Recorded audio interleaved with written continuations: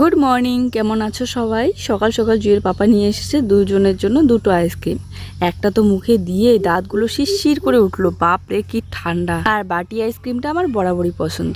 তো দুজনে দুটো আইসক্রিম বসে বসে খেয়ে তারপরে আমি লেগে পড়লাম কাজে। বালিশ কভার, বিছানার চাদর সবকিছু আজকে ধোয়াধুয়ি করে দিলাম। তো বিছানার চাদরটা এই বাড়ির আমাদের পিছনের দিকেই মেলে দিলাম। তারপরে বিকেলবেলা এখানে দেখো সবাই ফটোর জন্য রেডি হয়ে আছে আর আমি ভিডিও করছি। ভাই রে ভাই, ফেসবুক পেজ খুললেই এই উনগার ভিডিও এসে মাথাটাই নষ্ট করে দিচ্ছে। তো বানাতে তো হবেই। তো চলো আজকে ভাবলাম বানিয়ে নেই। এই যে বিফোরটা প্রথমে করে নিলাম, তারপরে এখানে হচ্ছে এই শর্টটা বানানোর জন্য আমাকে একটা বিফোর আর আফটার লুক দিতে হবে। শুধুমাত্র এই একটা শর্টের জন্য কতটা পরিশ্রম করছি। জুইকে ঘুম পাড়িয়ে রেখে এদিকে বসে পড়েছি মেকআপ করতে। কেউ আবার আমার এই লুক দেখে ভয় পেয়েও যেও না, একদম ভূতের মতো লাগছে, কারণ পাউডারটা সেট করার পর এরকমই লাগে দেখতে। এই মেকআপটার জন্য আমার একটা সাদা টপের প্রয়োজন ছিল, কিন্তু আমার তো সাদা টপ নেই, তাই বরের এই টি শার্টটাই পরে নিয়েছি।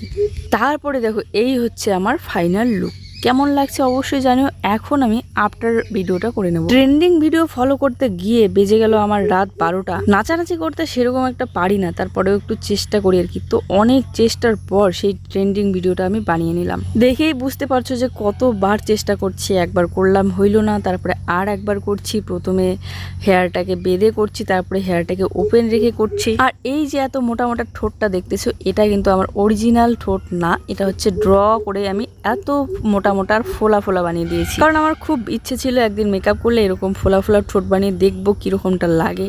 আর হ্যাঁ, আমি কিন্তু মেকআপের কাজ করি, আমি একজন মেকআপ আর্টিস্ট। তোমরা যদি চাও আমার কাছে মেকআপ করিয়ে নিতে, তাহলে অবশ্যই আমাকে বুক করতে পারো তোমাদের স্পেশাল দিনের জন্য। জেঠু শ্বশুর অসুস্থ, এখন আরো বেশি অসুস্থ, তার জন্য এখানে সবাই মিলে আলোচনা করছিল যে কিরকম আছে নেই। আর এই দেখো, এই হচ্ছে আমার ছোট্ট মিষ্টি ননদ। কাকিমা জেঠিমা সবাই এসেছে বেড়াতে আর সবাই মিলে গল্প করছে। আর এই হচ্ছে আমার মিষ্টি ভাগ্নি। দুজনেই কি কিউট না?